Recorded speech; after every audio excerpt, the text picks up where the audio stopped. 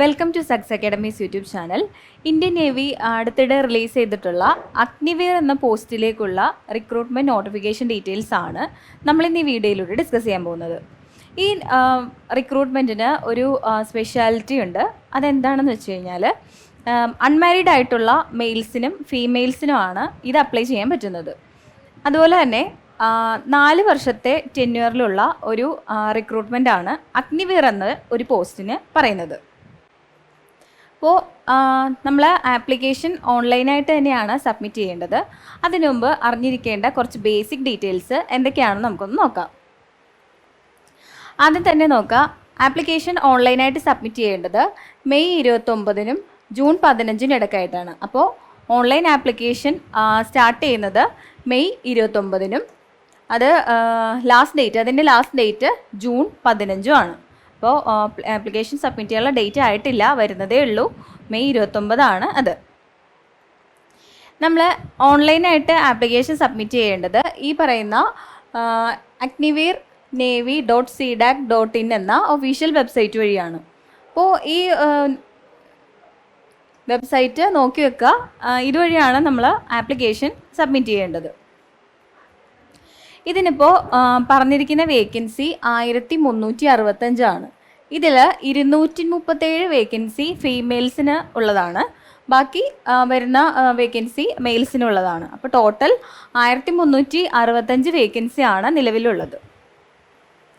ഇനി ഇതിൻ്റെ salary details നോക്കുമ്പോൾ പെർ മന്ത് 30,000 ആണ് നമ്മൾക്ക് കിട്ടാനായിട്ട് പോകുന്നത്. ഇത് കൂടാതെ തന്നെ risk and hardship, dress and travel അലവൻസും ഉണ്ടാവും. ഈ പറയുന്ന 30,000 പ്ലസ് ഈ പറയുന്ന അലവൻസുകളും നമ്മൾക്ക് ഉണ്ടാവും.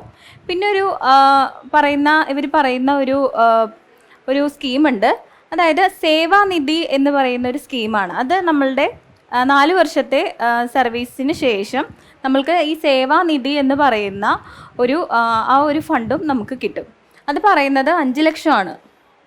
പറയുന്ന ഓരോ വർഷവും കിട്ടുന്ന എമൗണ്ട് കഴിഞ്ഞ് ലാസ്റ്റ് 5 ലക്ഷത്തിനടുത്തായിട്ടാണ് ഈ സേവാനിധി എന്ന് പറയുന്ന സ്കീം വഴിയുള്ള ഫണ്ട് നമുക്ക് കിട്ടാൻ പോകുന്നത്.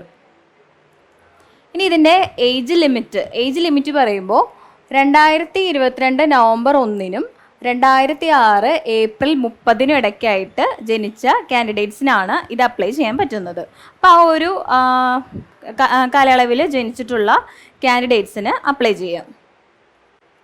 ഇതിൻ്റെ എലിജിബിലിറ്റി നോക്കുമ്പോൾ +2 ആണ് പറയുന്നത്, വിത്ത് മാത്സ് ആൻഡ് ഫിസിക്സ്, പിന്നെ കെമിസ്ട്രിയോ ബയോളജിയോ കമ്പ്യൂട്ടർ സയൻസോ ഇതിലേതെങ്കിലും സബ്ജക്റ്റ് ഇത് കൂടാതെ, അതായത് മാത്സും ഫിസിക്സും കൂടാതെ ഈ പറയുന്ന സബ്ജക്റ്റുകളിൽ ഏതെങ്കിലും ഒരു സബ്ജക്റ്റ് ഉള്ള +2 ആയിരിക്കണം ക്വാളിഫിക്കേഷൻ പറയുന്നത്.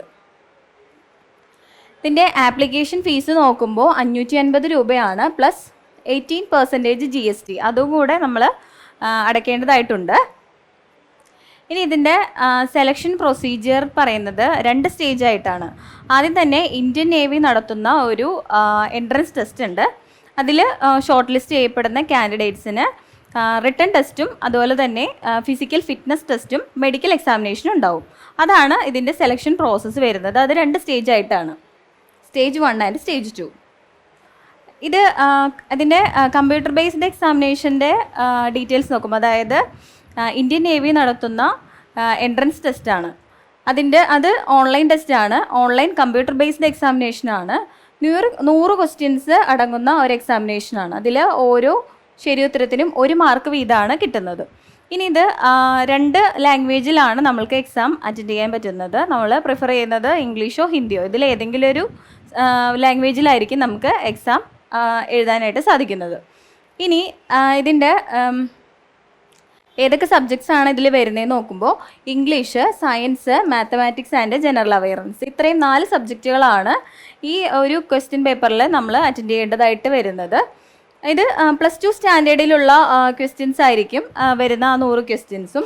പിന്നെ 1 hour ഇതിൻ്റെ എക്സാമിൻ്റെ ഡ്യൂറേഷൻ വരുന്നത്. പിന്നെ നോക്കുക, നമ്മൾ ഈ പറയുന്ന ഓരോ സെഷനും പാസ്സാവണം, എങ്കിൽ മാത്രമേ ആ ഒരു എക്സാമിന് നമ്മൾ ക്വാളിഫൈ ആവുകയുള്ളൂ. അതുപോലെ തന്നെ നെഗറ്റീവ് മാർക്കിംഗ് വരുന്നത് 0.25 ആണ്. അതായത് 4 തെറ്റുത്തരത്തിന് 1 മാർക്ക് എന്ന രീതിയിലാണ് നെഗറ്റീവ് മാർക്കിംഗ് വരുന്നത്. ഇനി ഈ ഓൺലൈൻ ടെസ്റ്റിൻ്റെ കമ്പ്യൂട്ടർ ബേസ്ഡ് എക്സാമിനേഷൻ്റെ സിലബസും അതുപോലെ തന്നെ സാമ്പിൾ ക്വസ്റ്റ്യൻ പേപ്പേഴ്സും ഈ പറയുന്ന ജോയിൻ indiannavy.gov.in അതുപോലെ തന്നെ agniveernavy.cdac.in എന്ന 2 വെബ്സൈറ്റുകളിൽ നോക്കിക്കഴിയുമ്പോൾ ഈ ഓൺലൈൻ ടെസ്റ്റിനുള്ള സിലബസും പ്രീവിയസ് ഇയർ ക്വസ്റ്റ്യൻ പേപ്പേഴ്സും അതായത് സാമ്പിൾ ക്വസ്റ്റ്യൻ പേപ്പേഴ്സും നമുക്ക് അവൈലബിൾ ആയിട്ടുണ്ടാവും. അപ്പോൾ അതൊന്ന് നോക്കി വെച്ചേക്കുക. അപ്പോൾ അതിൽ നോക്കിയിട്ട് ചെയ്ത് പഠിക്കുക.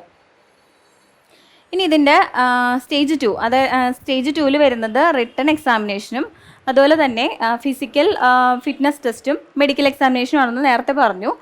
അപ്പോൾ ഈ റിട്ടൺ ടെസ്റ്റിൻ്റെ ഡീറ്റെയിൽസ് നോക്കുമ്പോൾ റിട്ടൺ ടെസ്റ്റിനുള്ള സിലബസും സാമ്പിൾ പേപ്പേഴ്സും ഈ പറയുന്ന നേരത്തെ പറഞ്ഞ ആ ഒരു വെബ്സൈറ്റിൽ നമുക്ക് അവൈലബിൾ ആണ്. ഈ ഇന്ത്യൻ നേവിയുടെ എൻട്രൻസ് ടെസ്റ്റിൽ ക്വാളിഫൈ ചെയ്യുന്ന കാൻഡിഡേറ്റ്സിനെ ഷോർട്ട് ലിസ്റ്റ് ചെയ്തിട്ട് അവർക്കാണ് പേപ്പർ 2 അറ്റൻഡ് ചെയ്യേണ്ടതായിട്ടുള്ളത്. ഇതിൽ ആധാർ കാർഡ് മാൻഡേറ്ററി ആണ്. സ്റ്റേജ് 2 അറ്റൻഡ് ചെയ്യുന്ന കാൻഡിഡേറ്റ്സിന് ആധാർ കാർഡ് നിർബന്ധമായിട്ട് ഉണ്ടായിരിക്കണം. അതാണ് പറയുന്ന ഒരു കാര്യം.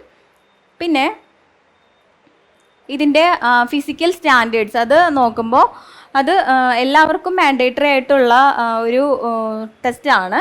Qualifying in physical fitness test is mandatory for സെലക്ഷന് ഇത് മാൻഡേറ്ററി ആയിട്ടുള്ള കാര്യമാണ്. ഇതിൻ്റെ എന്തൊക്കെയാണ് ആ ടെസ്റ്റിൽ ഉൾപ്പെടുന്നതെന്ന് നോക്കുമ്പോൾ മെയിൽസിൻ്റെ കാര്യം ആദ്യം നോക്കുക.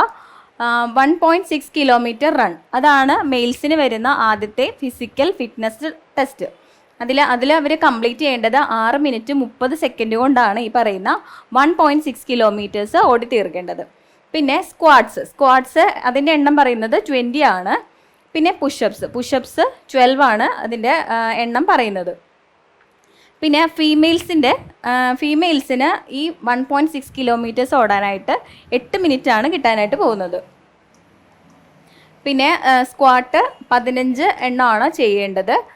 പുഷപ്സ് ഫീമെയിൽ കാൻഡിഡേറ്റ്സിന് ചെയ്യേണ്ടതായിട്ടില്ല. പക്ഷേ ബെൻഡ് നീ സിറ്റപ്പ് എന്ന് പറയുന്ന ഒരു സംഭവമുണ്ട്, അത് 10 എണ്ണമാണ് ചെയ്യേണ്ടത്. അപ്പോൾ ഇത്രയാണ് ഫിസിക്കൽ ഫിറ്റ്നസ് ടെസ്റ്റിനെ കുറിച്ച് പറയാനായിട്ട് ഉള്ളത്. അപ്പോൾ താല്പര്യമുള്ള എലിജിബിളായിട്ടുള്ള അൺമാരീഡ് ആയിട്ടുള്ള കാൻഡിഡേറ്റ്സ് അപ്ലൈ ചെയ്യുക. ഡേറ്റ് നോക്കുക. മെയ് 29 മുതൽ ജൂൺ 15 വരെയാണ് ചെയ്യേണ്ടത്. അപ്പോൾ വീഡിയോ ഉപകാരപ്രദമായിട്ടുണ്ടെങ്കിൽ ലൈക്ക് ചെയ്യുക, ഷെയർ ചെയ്യുക. പുതിയ നോട്ടിഫിക്കേഷൻസിനായി ഈ ചാനൽ സബ്സ്ക്രൈബ് ചെയ്യുക. താങ്ക്